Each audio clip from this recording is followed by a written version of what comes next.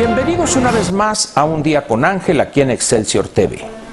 Antes de tocar el tema que he escogido para comentar con usted el día de hoy, quiero manifestarle mi solidaridad total e incondicional al doctor Mancera, jefe de gobierno, porque en esta visita que hizo a Moscú y a Nueva York, no estoy yo seguro si pudieron llevar pipas con agua a los hoteles donde se hospedó. Ya ve que aquí en la Ciudad de México, para poder bañarse con regularidad, pues tiene uno que contratar alguna que otra pipa. Entonces, por eso me preocupa el que en Moscú o en Nueva York pues no hayan tenido los hoteles la posibilidad de llevar algunas pipas. Yo pensé mandarlas desde aquí, pero como está muy lejos Nueva York y mandar un barco cisterna que cruzar el Atlántico, pues era complicado. Espero yo que haya podido bañarse el doctor Mancera con alguna que otra pipa ahí que le mandó el presidente Vladimir Putin. Muy bien, vayamos ahora al comentario que, como dije, he escogido para el día de hoy.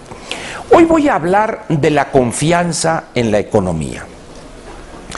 La confianza es un elemento importante en una sociedad, no solo en la parte de las relaciones económicas o de las decisiones económicas, sino prácticamente en todas las actividades humanas. Imagine usted que una persona, un amigo o un conocido, le llega a usted a solicitar un préstamo en una emergencia. El elemento fundamental para que usted esté dispuesto a prestarle X cantidad de dinero a ese amigo o a ese conocido, no depende tanto de si usted dispone de una liquidez extra para hacerle ese favor o prestarle ese apoyo, sino depende fundamentalmente de la confianza que usted tenga en que esta persona le va a regresar a usted en el tiempo comprometido el dinero prestado. Los bancos operan básicamente bajo el mismo esquema. Si bien a un demandante de crédito le solicitan garantías, una información financiera, antecedentes crediticios, etcétera, pero hay un elemento que probablemente no se menciona en las pláticas que tenga el demandante de crédito con el oferente. En este caso puede ser el gerente de un banco el que lo atienda, pero hay un elemento ahí siempre presente: la confianza, la credibilidad. No olvide usted que la palabra crédito viene del latín credere, que esencialmente significa creer. De tal manera pues que la confianza, es decir, creer en la otra persona, es un elemento importante en las decisiones que los agentes económicos toman, y estos agentes económicos pueden ser inversionistas que están dispuestos a tomar un riesgo, es decir, arriesgando su patrimonio o parte de su patrimonio en un proyecto de inversión, o también los consumidores. En las economías modernas, el consumo juega un papel muy importante, y el consumo lo realizan, valga la redundancia, los consumidores. Con esas millones y millones de operaciones que diariamente se realizan en total anonimato, el que vaya usted al supermercado a comprar víveres, o vaya a un mercado público a comprar unas flores, fruta, algunas piezas de pollo, o vaya usted a una agencia de venta de automóviles y compre usted un vehículo, o etcétera. Pero en esos millones de operaciones siempre estará presente la confianza. Hace ya algunos años, en los Estados Unidos, se desarrolló una metodología para calcular en la economía algo que se llama el índice de confianza del consumidor.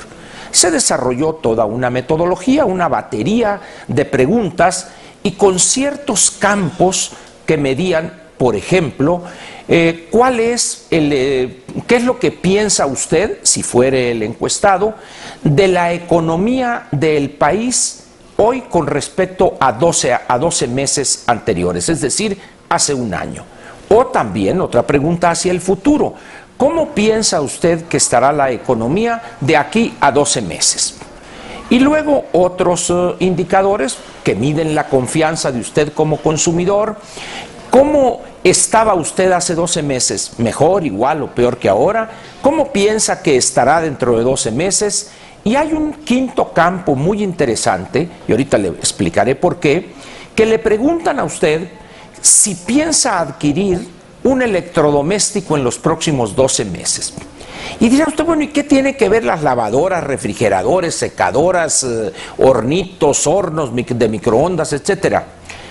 Estos bienes de consumo duradero se llaman así económicamente porque no los destruye, usted no llega a su casa y se come la estufa, o sea, son bienes que que son además una manifestación de ahorro.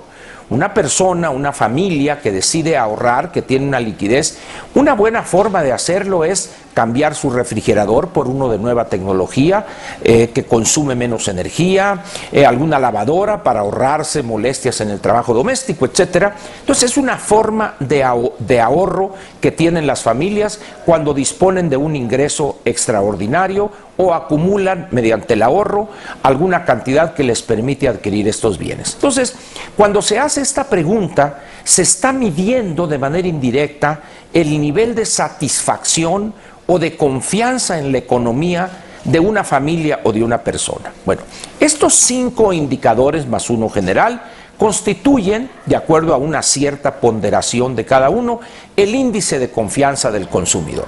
Como le digo, es una metodología desarrollada ya hace bastantes años en Estados Unidos, y esta metodología se adaptó para preguntarle ya no al consumidor, sino al productor.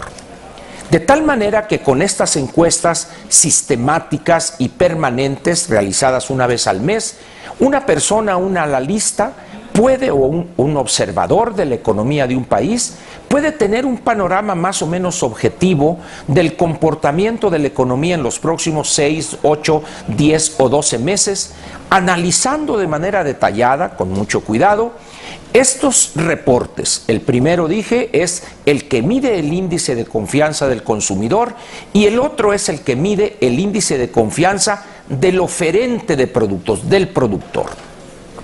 Hay otro indicador que se llama índice de pedidos manufactureros. Esta es una encuesta que se levanta con gerentes de compras. En las grandes empresas o en una muestra representativa de empresas, se les pregunta a los gerentes de compras cómo ven ellos la situación de su empresa, si piensan adquirir insumos, etcétera, etcétera, para los próximos 12 meses, y también hay una comparación con los 12 meses anteriores. Estos 3 documentos, estos 3 grandes documentos, el índice de confianza del consumidor, el índice de confianza del productor y el índice de pedidos manufactureros, son elaborados en una estrecha y muy fructífera colaboración entre Banco de México y el INEGI. Estas 2 entidades autónomas prestan un servicio invaluable a los analistas y a los observadores del comportamiento de la economía mexicana por el producto que mes a mes encuentra usted el día 4 o el día 5 de cada mes. Y ahí usted puede irle, como se dice coloquialmente, midiéndole el agua a los tubérculos, o si lo prefiere usted, le mide el agua a los camotes. Los reportes para el mes de octubre, porque lo estamos revisando hoy, 4 de noviembre, trae un panorama que no es muy halagador.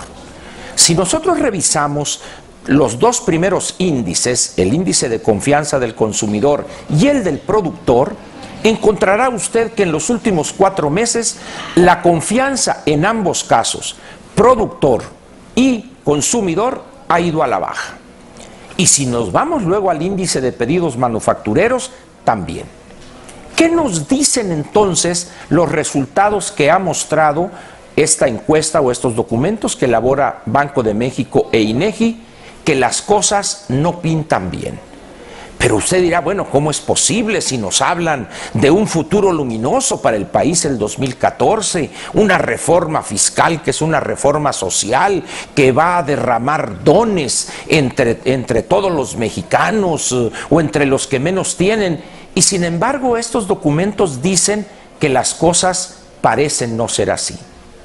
Si nosotros incluso le agregamos a estos 3 documentos una encuesta mensual que da a conocer Banco de México, la cual la levanta entre economistas que se dedican a analizar la economía, valga otra vez esta redundancia, en el sector privado, encontrará usted que el pronóstico que hacen ellos del Producto Interno Bruto, es decir, del tamaño de nuestra economía para el 2013, ya está en 1.24 y la mediana de sus respuestas es el 1.20. Sin embargo, hace 4 o 5 días, altos funcionarios de la Secretaría de Hacienda en una conferencia de prensa, montados en su macho, no quisieron reconocer que su pronóstico de 1.7 prácticamente es imposible de alcanzar. ¿A quién le creería usted más? ¿A esta encuesta levantada entre los especialistas en economía del sector privado o a 3 altos burócratas que están protegiendo y sobre todo ahorita que ya viene el aguinaldo, que en el caso de ellos será muy pero muy sustancioso? Es evidente que la confianza de usted estará más del lado de estos documentos, de estas 2 entidades autónomas que no tienen por qué caerle bien al gobierno en turno o a la Secretaría de Hacienda o a empresarios o a organizaciones, como dicen ahora, de la sociedad civil. No, ellos tienen una obligación de imparcialidad porque al final de cuentas son organismos del Estado, no pertenecen al gobierno o a un partido político en particular. Resumo esto diciéndole lo siguiente: las perspectivas de la economía mexicana, al menos para los primeros 6 meses del 2014, van de negras a muy negras esas perspectivas, tanto en lo que se refiere a la visión del consumidor como a la visión del productor. Y también, para complementar esto, a la visión de los gerentes de compras y, por supuesto, a los especialistas en economía del sector privado. ¿Qué pasará con esta reforma fiscal social? Nos dicen, ya ve usted cómo les gusta a los políticos utilizar este adjetivo. Piensan que si le ponen social a algo, automáticamente ya las puertas de la aceptación se van a abrir de par en par y los mexicanos vamos a tomar acríticamente